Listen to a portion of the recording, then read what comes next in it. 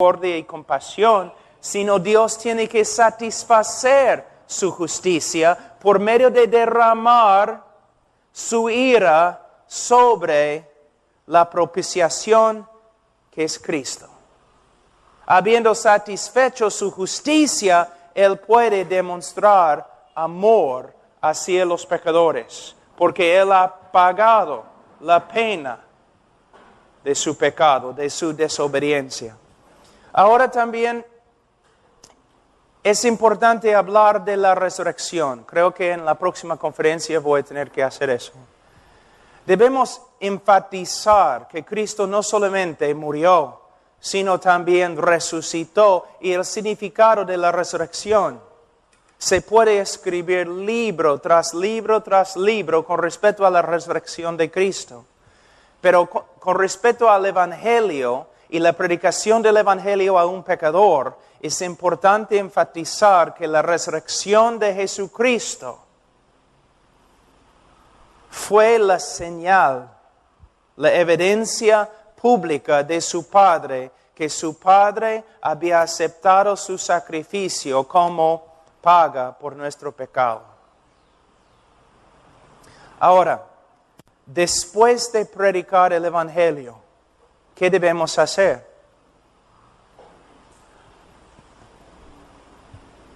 Con una pasión fuerte, con una sinceridad genuina, debemos rogar, como dice el apóstol Pablo, a los hombres para que se arrepientan y crean en el Evangelio. También debemos darnos cuenta que salvación es una obra del Espíritu Santo y las personas se convierten de diferentes maneras. Les voy a dar un ejemplo. Una vez yo estaba predicando en Ohio, hace como 20 años. Y antes de terminar la prédica, un niño de 9 años se paró atrás y empezó a pasar adelante, así, llorando y temblando todo su cuerpo. Y yo le pregunté, hijo, ¿qué problema tienes? ¿Por qué eres así? Él dijo, ¿es posible que un Dios santo puede perdonar a un pecador como yo? Niño, tienes 9 años. ¿Qué has hecho? Desobedecí a mi madre. Tú dices, caramba, el niño tiene problemas emocionales, tan asustado, tan dolorido, simplemente porque desobedeció a su mamá. Lo que tienes que entender es que todo pecado es pecado grave. El Espíritu Santo estaba usando su rebeldía contra su madre para mostrarle que era pecador y que merecía el infierno.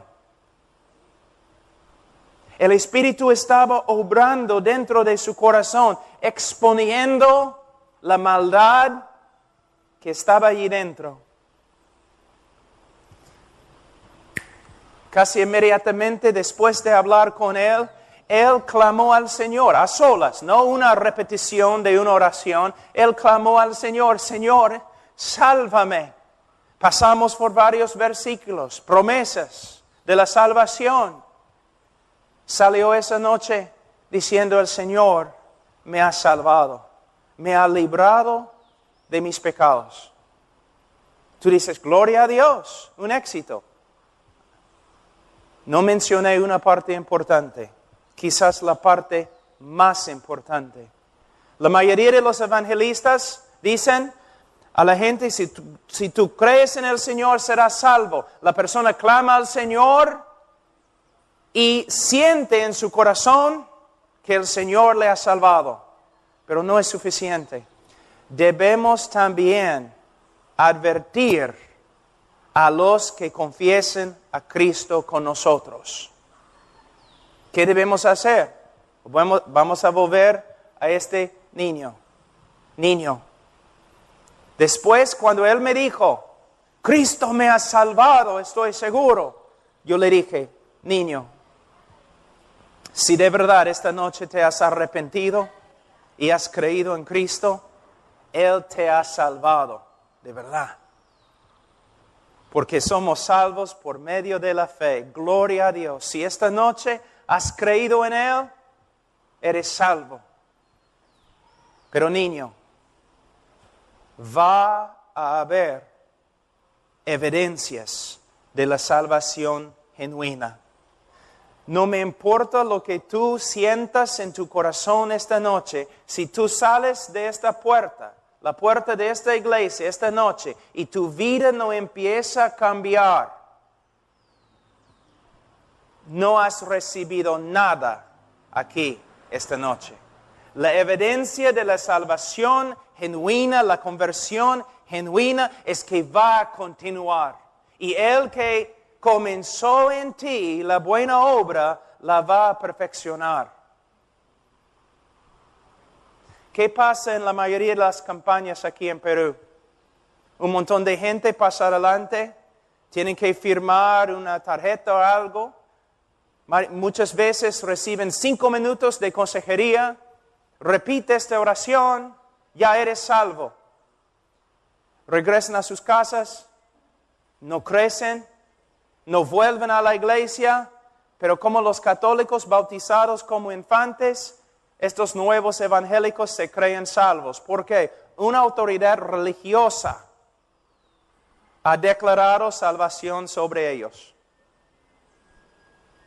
Tenemos que advertir a los que confiesen a Cristo con nosotros. Si tu vida no empieza a cambiar, no hay ninguna evidencia de que de verdad te has convertido. En el discipulado, por supuesto, tenemos que explicar que el creyente verdadero todavía peca. Tiene que luchar contra la carne, tiene que luchar contra el mundo, contra el diablo. A veces la vida cristiana es una lucha muy dura. También tenemos que enseñar en discipulado que un creyente verdadero puede caer, pero no hay tal cosa como creyente carnal, que vive en carnalidad toda su vida.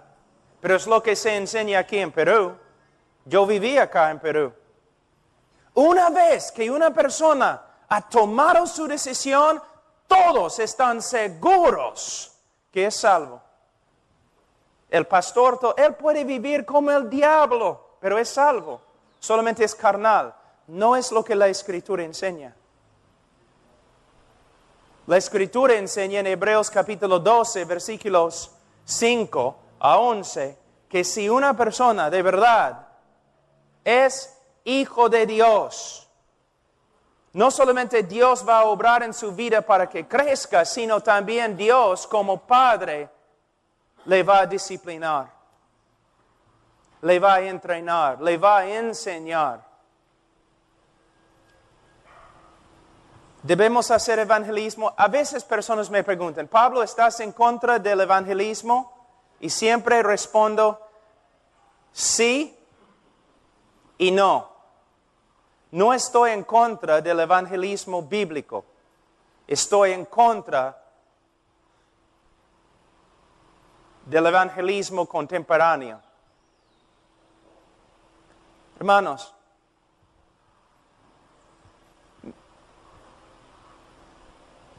pensemos un ratito en lo que estamos haciendo.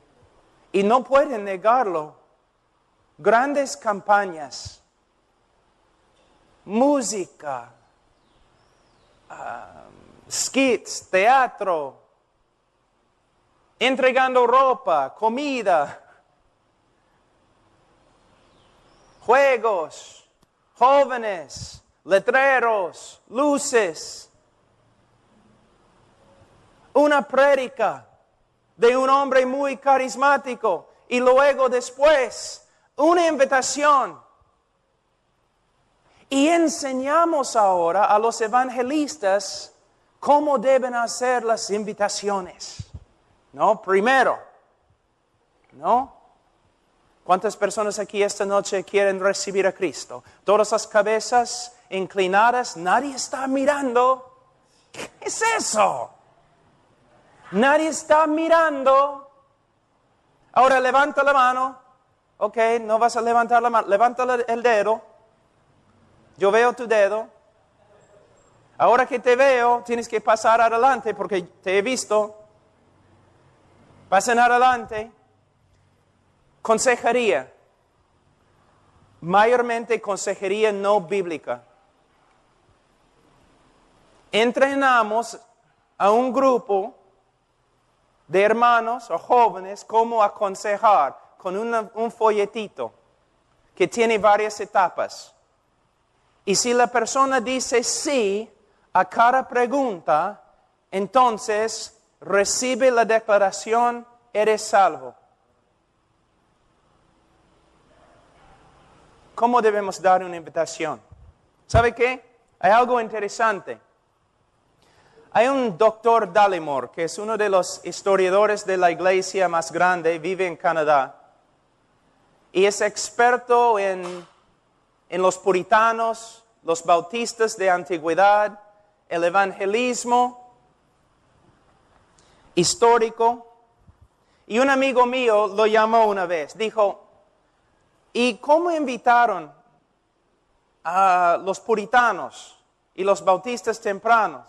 ¿Cómo invitaron ellos a los pecadores para que reciban la salvación? Y él dijo, bueno, desde el comienzo de su sermón hasta el fin, estaban proclamando a los hombres, vengan a Cristo, vengan a Cristo, vengan a Cristo, reciben a Cristo, creen en Cristo, arrepiéntense. Pero si los puritanos no, y los bautistas tempranos no daban invitaciones como nosotros, ¿cómo sabían cuando una persona de verdad se convertía? Y él dijo, fácil. La persona seguía en la iglesia y seguía creciendo en santidad. Ahora nosotros, ¿cómo sabemos en las campañas en el día de hoy que una persona ha recibido a Cristo? Porque ha repetido una oración con nosotros y nunca regresa a la iglesia. Y no crece en santidad.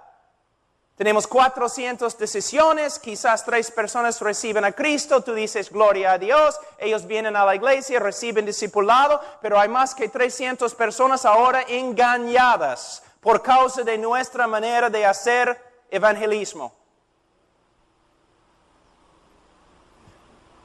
Podemos dar invitaciones, por supuesto, pero debemos dar invitaciones bíblicas. Arrepiéntense, cree en el Señor Jesucristo y serás salvo. Si quieres recibir consejería esta noche, pasa adelante, no tengo ningún problema.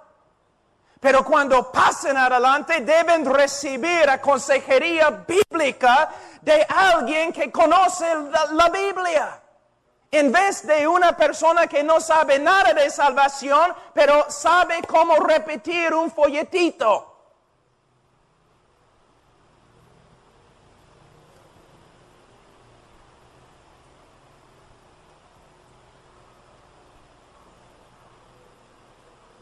Así. La Iglesia Católica aconseja a sus miembros acerca de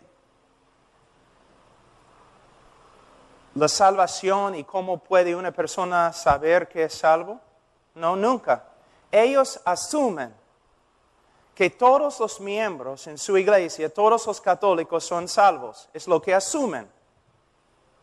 Es lo mismo con los evangélicos en el día de hoy.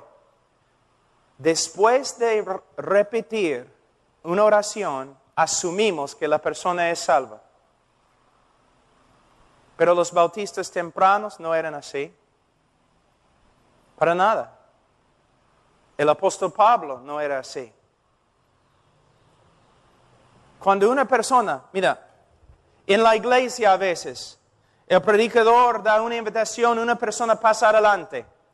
La persona habla quizás 2, 3 minutos con una persona mientras el pastor está hablando y la música está siendo tocada.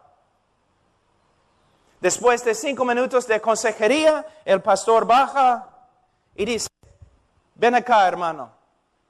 Y presenta a la persona, mira, tenemos un nuevo hermano, es parte de nuestra familia, es creyente ahora, va a ir al cielo. Después de 5 minutos de consejería, pastor, ¿tú puedes decir todo eso? Y el problema es, y nunca jamás vas a tocar el tema. Es salvo. Ahora hay que discipularlo. Es la razón por la cual estamos discipulando un montón de personas que no son ovejas. Y por esta causa el discipulado no funciona. ¿No sería mejor, pastor, dar una invitación con pasión? Si quieres ser salvo, ven a Cristo, arrepiéntete, cree en el Señor Jesucristo y serás salvo. Si necesitas consejería, pasa adelante. Y de ahí, pasar mucho tiempo con esta persona. Y si quieres presentar a la persona a la iglesia, quizás sería mejor presentar a la persona de esta manera. Esta noche, este hombre ha venido, ha confesado a Cristo Jesús como su Señor y Salvador. Gloria a Dios. De verdad, si esta noche Él se ha arrepentido y ha creído el Evangelio, es salvo. Pero en nuestra iglesia amamos a los hombres. Y nosotros queremos tener bastante cuidado con su salvación. Entonces, en las semanas que vienen vamos a estar entrando en tiempo de estudio con este hombre para asegurar bíblicamente, para que él venga a tener una seguridad bíblica con respecto a su salvación. Y lo vamos a presentar a la iglesia como hermano bíblicamente en su bautismo. En su bautismo. Y también vamos a predicar a la iglesia, miembros de la iglesia, tienen que darse cuenta. Muchos de ustedes han confesado a Cristo como Señor y Salvador. Muchos de ustedes han sido bautizados, pero muchos de ustedes no viven como creyentes. No crecen. No crecen en la madurez, no crecen en conformidad a Cristo. Deben entender que puede ser posible que no hayan recibido a Cristo, que no conocen a Cristo. Tenemos que examinar nuestras vidas. Tenemos que probar nuestras vidas a la luz de las Escrituras. Como dice Pablo en 2 Corintios capítulo 13, versículo 5. Hermanos, no podemos simplemente asumir que una persona es cristiana simplemente porque una vez en su vida repitió una oración con nosotros. No es bíblico. No es bíblico. Como dije, una ilustración en la primera prédica. A veces, una persona pasa adelante y de verdad el Señor ha obrado en su corazón. Se ha arrepentido, ha creído. Así, 5 o 10 minutos, la persona de verdad confiesa a Cristo y parece hay fruto de arrepentimiento y fe, pero todavía debemos advertir a esta persona que si su vida no empieza a cambiar, es evidencia que no es cristiano.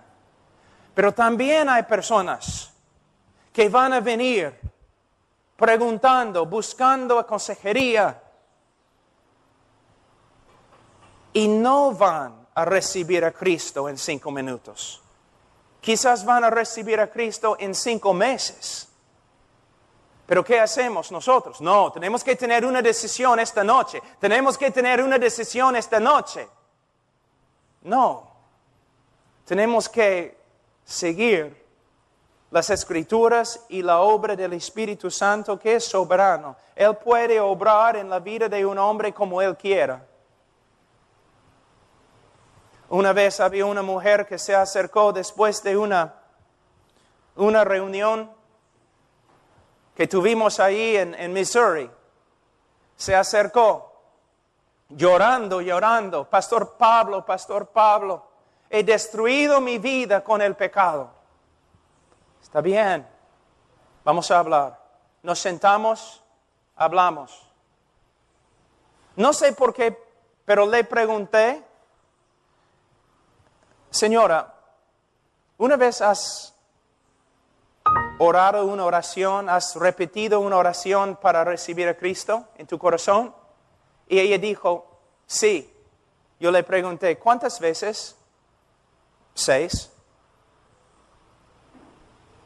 No funcionó, ¿no?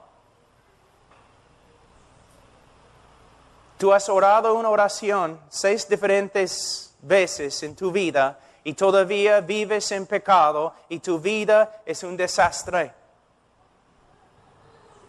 Pastor Pablo, ¿qué debo hacer? Bueno, debes arrepentirte y creer el Evangelio. Pero ¿cómo puedo hacerlo? Solo Dios. Solo por medio de Dios. ¿Qué debo hacer? ¿Estás arrepentido? Bueno, me da miedo porque no tengo arrepentimiento. ¿Crees? Bueno, yo sé que es el Hijo de Dios, pero no dependo de Él. Yo no entiendo. Entonces pasamos por las Escrituras. Al final yo le dije, señora, vete a tu casa. Pero pastor, tengo tanto miedo. Que bien, vete a tu casa. Métete en tu cuarto y busca al Señor hasta que te salve. Se fue a su casa, regresó la próxima noche y dijo, regresó como un desastre. Y ella dijo, busqué al Señor toda la noche, no tengo paz. Mujer, yo no te puedo dar paz. Yo no te puedo dar paz. Pero Pastor Pablo, estás pensando, ¿por qué no ores con ella? 6 pastores ya han orado con ella. Y no le ayudó. Pastor, ¿qué hago? ¿Todavía no tienes paz? No. ¿Todavía no tienes seguridad de salvación? No. Vete a tu casa. ¿Y qué hago? Busca al Señor hasta que te salve. La próxima noche su papá estaba en la iglesia, estábamos allí orando antes del servicio, antes del culto, estábamos orando, la música empezó, entonces él se fue a su asiento y yo regresé a la primera fila. Yo estaba orando, llorando, Señor, salva esa mujer. Y de repente sentí que alguien se sentó a mi lado. Abrí mis ojos, la mujer, con un gozo como ni puedo describir. Yo le pregunté, ¿y qué pasó? Anoche busqué al Señor casi toda la noche. Por fin caí en sueño. Yo no podía más. Pero esta mañana, cuando me desperté, el momento que empecé a buscar al Señor, Él confirmó con el Espíritu Santo todas las promesas acerca de salvación que yo estaba leyendo. Y el Espíritu Santo testificó a mi corazón que ahora soy hija de Dios. Es el poder de Dios en la salvación en vez de un rito evangélico. Hemos reducido el Evangelio de Jesucristo a nada más que debes tomar tu decisión. ¿Y sabe qué? Es la idolatría de decisionismo. Yo puedo ir a muchos de tus convertidos, las personas que se han convertido contigo. Yo puedo ir a ellos. Yo puedo preguntarles, ¿y si murieres ahora mismo, dónde irías? ¿Al cielo? ¿Por qué? Tomé mi decisión. Tomé mi decisión. Están confiando en la sinceridad de su decisión. La respuesta correcta es, estoy confiando en Cristo. Estoy mirando a Cristo. Cristo murió por mí. En Él confío. Él ha obrado en mi corazón. Me ha cambiado. Soy una nueva criatura. Mira cómo es nuestro evangelismo en el día de hoy. Hermanos, después de casi 25 años predicando, estoy harto con lo que veo. Y yo sé que muchos están enojados conmigo. Eso no me agrada, pero no voy a retroceder. En mis propias campañas, en grandes auditorios, muchas personas tomando su decisión, pero que nunca caminan con Cristo. Ni vuelven a la iglesia, o vuelven a la iglesia, pero fuera de la iglesia viven como cristianos carnales. Hermanos, el Evangelio es el mensaje más precioso que existe. Cristo murió por los hombres. No podemos reducir este mensaje tan importante a algunas leyes espirituales o 4 o 5 cosas que Dios quiere que sepas. Tampoco podemos invitar a los hombres a Cristo de una manera no bíblica. Arrepiéntate, cree. Pero, pastor, ¿qué significa arrepentirme? Abrimos la Biblia, explicamos lo que sucede bíblicamente cuando una persona se arrepiente. Porque no debemos usar palabras que no podemos explicar, definir. No debemos dar un mandamiento a los incrédulos que no explicamos. Pastor, ¿cómo sé si me he arrepentido? Y cree el Evangelio. Pero pastor, ¿qué significa? De nuevo, abriendo la Biblia, explicando.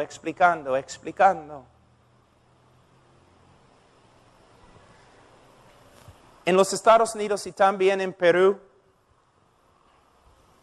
he escuchado muchas veces líderes diciendo, tenemos que discipular más. De verdad, tenemos que discipular más. ¿Por qué? Porque tenemos tantas personas saliendo de la iglesia como personas entrando en la iglesia. Y la razón por la cual las personas están saliendo es porque no están recibiendo discipulado. No es lo que dice la Biblia. ¿Qué dice 1 de Juan?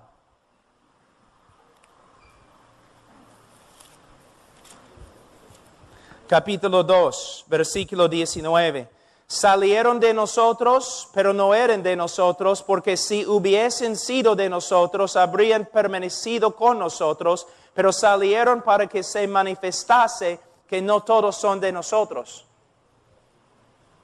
¿Debemos discipular? Por supuesto. ¿Debemos discipular más? Sí, mucho más. Pero no un discipulado de métodos, un discipulado de doctrina, teología, para que el pueblo de Dios conozca a su Dios. Pero ¿por qué salen de nosotros? ¿Por qué no quedan allí en el camino del cristianismo? Porque nunca eran convertidos para empezar.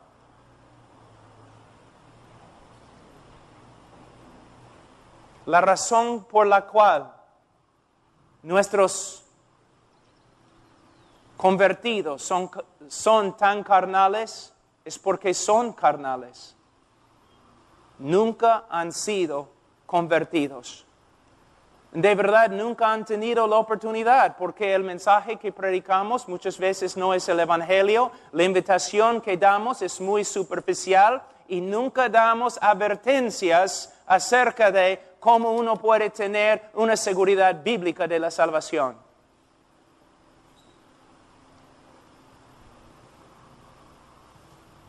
Así es. Hermanos, la razón por la cual soy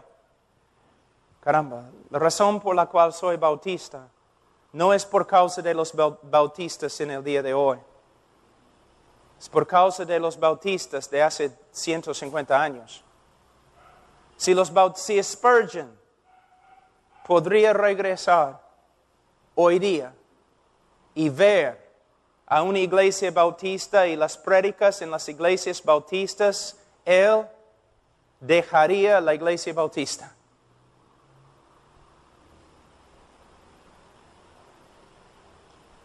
Hemos cambiado. Somos más influenciados por la psicología y la ideología de este mundo que las Escrituras. No podemos seguir el pragmatismo.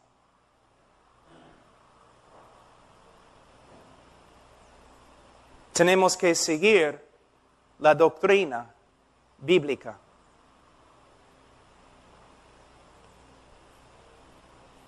¿Tuviste 400 personas convertidas en tu campaña? ¿Qué hiciste? ¿Qué método usaste? ¿Qué tipo de música tocaste? ¿Dónde colocaste las luces? Quiero ver tu propaganda. Proviene del hereje Alberto Finney, que básicamente dijo: nosotros podemos salvar a los hombres por medio de organizar bien nuestras campañas. Pero la Biblia enseña: el hombre se salva cuando el Evangelio de Cristo se predica bíblicamente y el Espíritu Santo de Dios regenera los corazones de los pecadores depravados.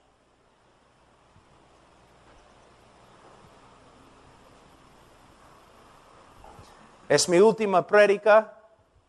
Solamente quería resumir. Pero quiero terminar en 2 Corintios, capítulo 13.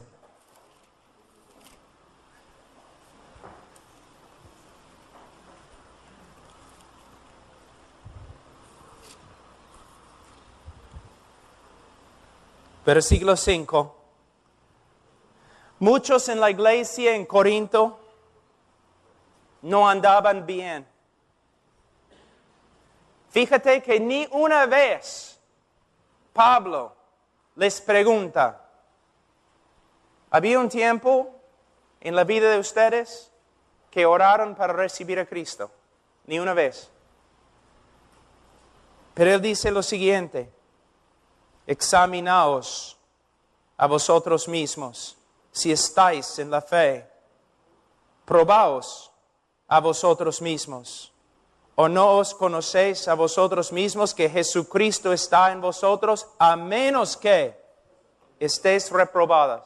2 Corintios 3 y 5. Pastor, con los supuestos hermanos en tu iglesia, ¿cuándo es la última vez que fuiste a uno de ellos usando este texto? Hermano, tú confesaste a Cristo. Hermano, fuiste bautizado.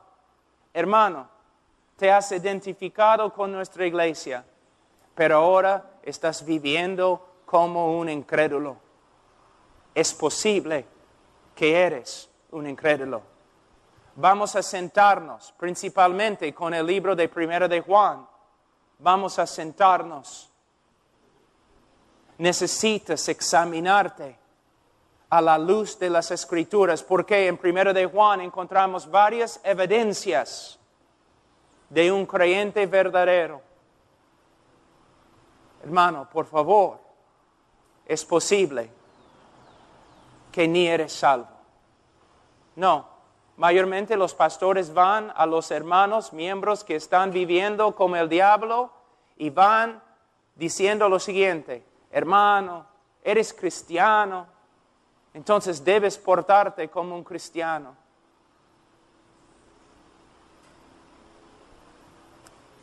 No. Tengo una pregunta. ¿Cuántos de ustedes, levanten la mano, saben que Primera de Juan fue el libro, la carta Primera de Juan fue escrita principalmente para darnos las varias evidencias de la conversión verdadera? Levanten la mano. No mienten, simplemente levanten la mano. ¿Cuántos pastores, no levanten la mano, pero cuántos pastores aquí han usado Primera de Juan para enseñar a su congregación y a una oveja descarriada las evidencias bíblicas de la conversión verdadera? Hermanos, ¿por qué? Porque hemos aprendido métodos en vez de aprender las Escrituras. En Primera de Juan capítulo 5, versículo 13. Estas cosas, ¿cuáles son estas cosas? Primera de Juan. Estas cosas os he escrito a vosotros, a la iglesia, que creéis en el nombre del Hijo de Dios, para que sepáis que tenéis vida eterna. Hermanos, a través de la historia de los bautistas, de los presbiterianos, congregacionalistas, aún metodistas, a través de la historia de las iglesias bíblicas en los últimos, 100, 200, 300, 400 años. Este libro fue escrito, fue enseñado a los que confesaban a Cristo para que tuvieran una seguridad bíblica con respecto a su propia conversión, pero en el día de hoy no se usa. Porque si un hermano duda su salvación, mayormente la pregunta es: hermano, ¿me dices que estás dudando tu salvación? Sí. Bueno, voy a hacerte algunas preguntas. ¿Había un tiempo en tu vida cuando oraste y pediste a Cristo que entraras en tu corazón? Sí, pastor. Bueno, ¿estabas sincero cuando le pediste? Bueno, creo. Entonces eres salvo. Es el diablo que te está molestando. ¿Cuántas veces has usado este método? Es el diablo que te está molestando. ¿Dónde aprendiste esto? De otra persona, pero tienes que preguntarle a él: ¿dónde aprendiste esto? Porque no se encuentra en la Biblia. Cuando una persona viene y dice: tengo dudas con respecto a mi salvación, ¿qué debemos hacer? Debemos ser bíblicos. Debemos ir a Primera de Juan y decir: mira, esta carta fue escrita para que una persona tenga la evidencia bíblica de la salvación. Para que una persona pueda tener una seguridad bíblica de la salvación. Entonces vamos a pasar por todo el libro y tú vas a examinar tu vida a la luz de este libro. Pero este libro, como el Evangelio mismo, ha sido olvidado, abandonado, ha sido puesto a un lado y no se usa en el día de hoy. Por eso nuestro evangelismo es tan superficial y tenemos un montón de conversos que no son conversos. Pablo, ¿por qué hablas con tanta pasión? Porque estamos hablando de los almas de personas engañadas, muchas veces por nosotros que predicamos el evangelio. Mira cómo hemos reducido el evangelio de esta forma. ¿Quieres ir al cielo?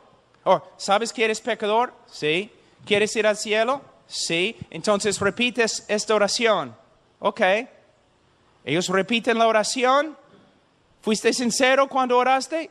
Bueno, creo. Entonces eres salvo. Si dudas tu salvación, estás dudando a Cristo porque Él dice que eres salvo. Luego, una persona viene, no sé si soy salvo, pero ¿pediste a Cristo que entrara en tu corazón? Sí. Bueno, ¿fuiste sincero cuando oraste? Creo que sí. Entonces eres salvo, el diablo está molestándote. El Espíritu Santo es lo mismo. ¿Cómo puede una persona vivir lleno del Espíritu Santo? Nosotros sabemos que mayormente la llenura del Espíritu Santo proviene a través de una obra progresiva de Dios. Él obra en nuestra vida poco a poco conformándonos a Cristo y nosotros nos entreguemos más y más al Espíritu de Dios.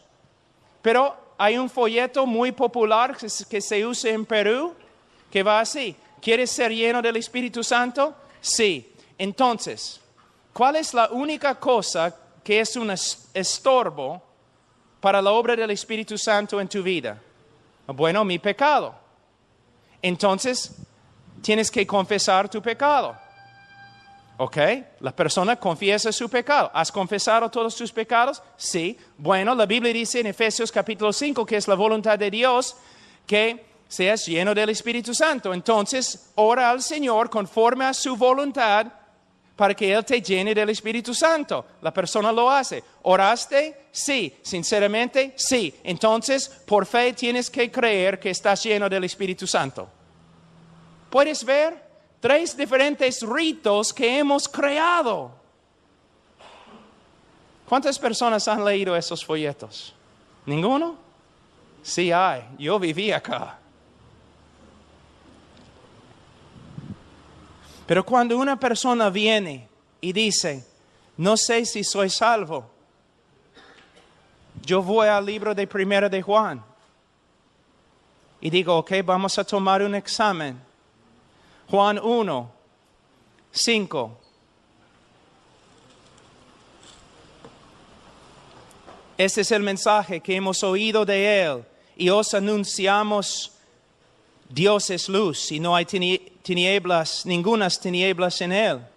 Significa que Dios es santo, sí, pero mayormente en el contexto de Primera de Juan, esta iglesia fue atacada por un grupo que al final llegó a ser los gnósticos. Y ellos enseñaron que Dios era un Dios esotérico, oscuro, y nadie podía conocer a Dios y nadie podía conocer su voluntad. Pero Juan está diciendo no. Él está diciendo Dios es luz. ¿Qué significa? Dios ha revelado su carácter y ha revelado su voluntad a nosotros. Él nos ha mostrado quién es y lo que quiere. Él sigue en versículo 6. Si decimos que tenemos comunión con Él, si decimos que somos cristianos y andamos en tinieblas, mentimos y no practicamos la verdad. Mentimos y no somos cristianos. Entonces, ¿qué quiere decir? Si una persona dice que es creyente, pero vive en oscuridad, que significa vive de una manera que contradice lo que sabemos de Dios y contradice lo que sabemos de la voluntad de Dios, él es mentiroso cuando dice que es cristiano. La palabra andar es muy importante en el griego. La palabra andar es pateo. Pateo. Aquí es peripateo. Significa andar por todos lados. Una persona, un cristiano peca, sí puede pecar, pero hay una diferencia entre un creyente que peca y lucha contra el pecado y un creyente cuyo estilo de vida es un estilo de caminar en pecado, practicar el pecado. Y lo que él está diciendo aquí es cualquier persona que se dice cristiano, pero su estilo de vida, cuando mires su vida, muchos meses o años, su estilo de vida contradice lo que Dios ha revelado acerca de sí mismo, contradice lo que Dios ha revelado acerca de su voluntad, la persona es mentiroso cuando dice que es creyente. La segunda prueba, en capítulo 1, versículo 8, si decimos que no tenemos pecado, nos engañamos a nosotros mismos y la verdad no está en nosotros. Versículo 10, si decimos que no hemos pecado, le hacemos a él mentiroso y su palabra no está en nosotros. Si negamos que tengamos pecado, no somos cristianos. ¿Qué quiere decir? Una de las marcas o evidencias más grandes del cristianismo no es perfeccionismo. Una de las evidencias más grandes de que uno es cristiano es que él es sensible al pecado en su vida.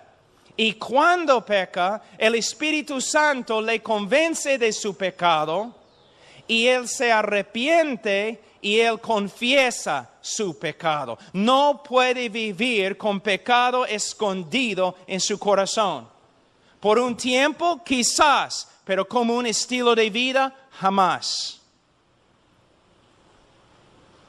¿No es interesante, pastores, que muchas veces las personas más entregadas en tu iglesia son los que más confiesen su pecado? Y los hombres más carnales en tu iglesia nunca se preocupen por su pecado. ¿No es interesante? Una vez, pastor, has predicado y el Espíritu Santo ha obrado y personas comienzan a quebrantarse con respecto a su pecado en la iglesia. ¿No es interesante que casi siempre las personas que se quebrantan son las personas más dedicadas a la obra? Y los miembros más mundanos se sienten allí tranquilos. Es la diferencia entre un creyente y no creyente. Una de las evidencias más grandes de la salvación es que el creyente verdadero, primera prueba, va a caminar, vivir un estilo de vida que es conforme a lo que Dios ha revelado acerca de sí mismo y es conforme a lo que Dios ha revelado con respecto a su voluntad. Otra evidencia del cristianismo verdadero es que el cristiano verdadero, cuando peca, va a ser sensible a su pecado, se va a arrepentir y va a confesar su pecado. Y confesión no significa, Señor, perdóname. Esa no es confesión. Señor, perdóname, cada noche, ¿no? Antes de dormir, perdóname, si he hecho algo. Hermano, pregúntame, ¿has hecho algo? Si he hecho algo, perdóname. Esa no es confesión. La palabra confesión proviene de la palabra griega homologeo, que significa hablar lo mismo. Confesión es cuando el Espíritu Santo, a través de la palabra de Dios o a través de un hermano, el Espíritu Santo te muestra que has pecado un pecado específico. Por ejemplo, te has enojado con un hermano. El Espíritu Santo, por medio de su palabra, te muestra que te has enojado contra un hermano. Confesión es cuando tú dices, Señor, lo que tú dices acerca de mí es verdad. Estoy de acuerdo contigo. Tú dices que me he enojado con un hermano. Tienes razón. Yo confieso, he pecado. Me he enojado con un hermano. Perdóname. Y vas al hermano y pides perdón también. Entonces, una vida marcada por la voluntad de Dios, conformidad al carácter de Dios y una vida sensible al pecado. Otro que es muy importante. Versículo 6 de capítulo 2. Otra prueba. El que dice que permanece en Él debe andar como Él anduvo. Tú dices, entonces todos nosotros vamos a ir al infierno, porque ¿quién anda como Cristo anduvo? Lo que está diciendo es lo siguiente.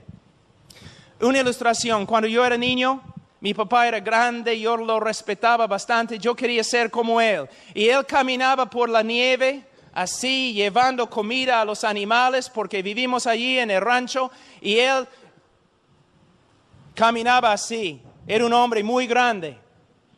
Y él dejó sus huellas allí en la nieve. Y yo era un chibolo de ese tamaño, pero yo quería ser igual a mi papá. Entonces yo trataba de poner mi pie en sus huellas, ¿no?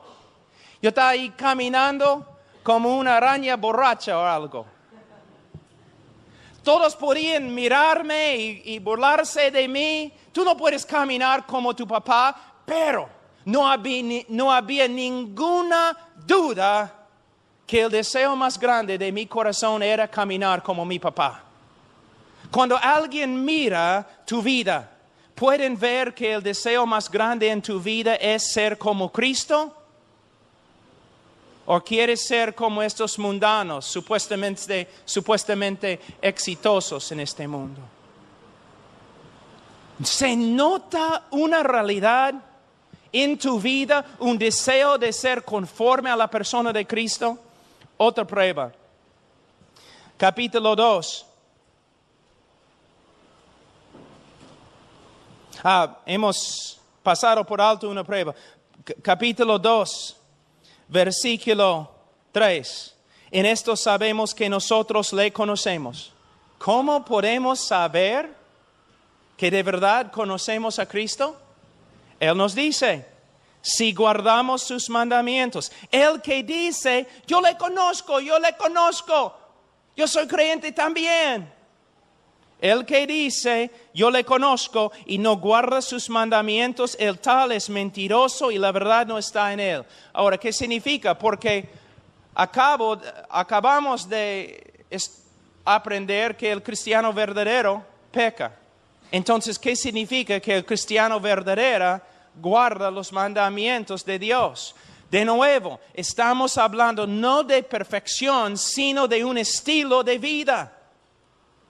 Un incrédulo no tiene nada que ver con la palabra de Dios, no tiene nada que ver con los mandamientos, porque no tiene nada que ver con la voluntad de Dios. No se preocupa por la voluntad de Dios. ¿Cuántas personas son miembros de nuestras iglesias bautistas que nunca se preocupen por la voluntad de Dios? Ellos siempre hacen su propia voluntad sin preocuparse por buscar la voluntad de Dios en la palabra de Dios. No tiene ninguna relación con la palabra de Dios. Nunca. Pero el creyente verdadero, ¿qué dice la Biblia? Se preocupa por la palabra de Dios, la voluntad de Dios. Quiere saber lo que Dios le ha mandado. Quiere obedecer la voluntad de Dios. Obedece la voluntad de Dios como un estilo de vida. Aunque no hay perfección, se nota una realidad en su vida. Él quiere ser obediente. Él tiene una relación con la palabra de Dios. Y cuando desobedece, y todos nosotros desobedecemos, entonces volvemos a versículo 8 y 10 de capítulo 1. Cuando desobedece los mandamientos de Dios, es sensible a su pecado y se arrepiente y confiesa. Personas vienen a mí siempre diciendo, tengo una nueva relación con Dios. Entonces yo digo, bueno, ¿tienes una nueva relación con el pecado? Porque si no tienes una nueva relación con el pecado, no tienes una nueva relación con Dios. Tengo una nueva relación con Dios. ¿Tienes una nueva relación con su voluntad? Porque si no tienes una nueva relación con su voluntad, no tienes una nueva relación con Él. Hermanos, así es. Otro. Versículo 9. Capítulo 2. El que dice que está en la luz y aborrece a su hermano está todavía en tinieblas. El que ama a su hermano permanece en la luz y en él no hay tropiezo. Una de las evidencias más grandes de la conversión verdadera es el amor que uno tiene para los hermanos en Cristo. Hermano, aquí no se refiere a los pobres, aunque debemos amar a los pobres. No se refiere de personas de otras razas, porque hay solamente una raza, la raza humana. Es una referencia a los creyentes. Una de las evidencias más grandes de la conversión es que vas a querer estar con los creyentes, amándoles y demostrando tu amor por medio de servirles. La persona que dice, sí, soy cristiano, pero no voy a la iglesia porque la iglesia está llena de hipócritas, esta persona está haciendo la obra de su padre, Satanás, el acusador de los hermanos. Porque si de verdad los hermanos no están andando bien, un hermano verdadero que los ama va a ir a ellos y ministrarles para que se arrepientan. Una de las marcas, características más grandes del cristianismo es el amor que tenemos para los hermanos. Ahora, hemos pasado por 1 capítulo y medio y vamos a terminar. Tenemos 5 capítulos de pruebas. Es el estándar bíblico. Si queremos saber si somos salvos, si queremos aconsejar, debemos usar las Escrituras. No un folletito escrito en los Estados Unidos.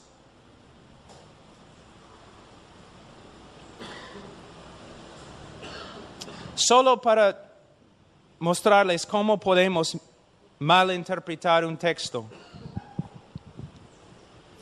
La Biblia dice que debemos amar a los hermanos. El que no ama a los hermanos demuestra que no es creyente. ¿Ustedes recuerdan en Mateo 25 cuando Jesús habla del juicio de las naciones? Y algunos van al infierno y otros van al cielo. Y Él dice, yo estaba en la cárcel y no me visitaste.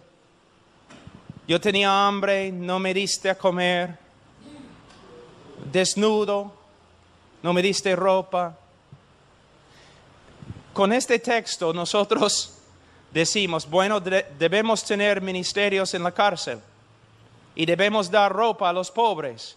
Este texto no tiene nada que ver con un ministerio en la cárcel. No tiene nada que ver con dando ropa a gente pobre. Lo siento, no es el contexto. Debemos tener ministerios en la cárcel, por supuesto. Debemos evangelizar a cada criatura y hay muchas criaturas en la cárcel. Debemos evangelizar ahí. Debemos dar ropa a los desnudos, por supuesto. Debemos dar alimento a los que tienen hambre, claro que sí. Pero no es lo que Jesús está enseñando en ese texto. ¿Qué está enseñando? Él no está diciendo, yo, Jesús, era asesino y no me visitaste. Él no está diciendo, yo era un ladrón en la cárcel y no me visitaste. No es lo que Él está diciendo. Él está diciendo lo siguiente. Él está hablando de que la característica más grande del creyente verdadero, oveja verdadera, es amor para con los hermanos. Y Él usa una ilustración muy potente. Él dice lo siguiente. Este es el contexto. Vamos a decir que somos una iglesia escondida allí en Roma, ahora en Israel. Una iglesia perseguida y por eso escondida. Y tenemos una reunión escondida fuera de la ciudad porque hay hombres que quieren matarnos, meternos en la cárcel. Entonces, cuando estamos regresando a la ciudad, los soldados romanos capturan a nuestros 2 pastores. O vamos a decir simplemente capturan a 2 hermanos. 2 hermanos fieles en la iglesia los soldados romanos los capturan y los meten en la cárcel. En la cárcel en esa época, tú mueres, a menos que alguien te traiga comida de afuera. Tú mueres de frío, a menos que alguien de afuera te traiga ropa. Entonces nuestros hermanos ahora están en la cárcel y van a morir porque los soldados les han golpeado gravemente y tienen heridas. Los hermanos están allí sin comida y sin agua. Entonces nosotros llamamos una reunión como una iglesia. Y nosotros decimos, bueno, tenemos que llevar ropa y comida y medicina a nuestros hermanos que han sido capturados. Y todos dicen, amén. Pero entonces un hermano se para y dice, pero los que lleven la comida y la medicina a la cárcel, bueno, hay soldados ahí. Hay espías ahí. Si yo llevo la comida a ellos, me van a capturar también y voy a estar en la cárcel también. Ahí es la prueba. ¿Amas a tu hermano o no? ¿Vas a ir? Aunque quizás te maten, vas a ir. Es lo que Jesús está diciendo. Él no está hablando de personas en la cárcel que han cometido robo o asesinato. Él está diciendo que la evidencia más grande de que eres oveja es que vas a arriesgar tu vida por los hermanos porque los amas. Pero puedes ver cómo nosotros sacamos un texto fuera de su contexto y decimos que somos bíblicos. ¿He probado mi punto? Hermanos, tenemos que estudiar las Escrituras. No simplemente leer algo y usarlo. Es como un evangelista una vez dijo, Apocalipsis 3:20, aquí estoy a la puerta y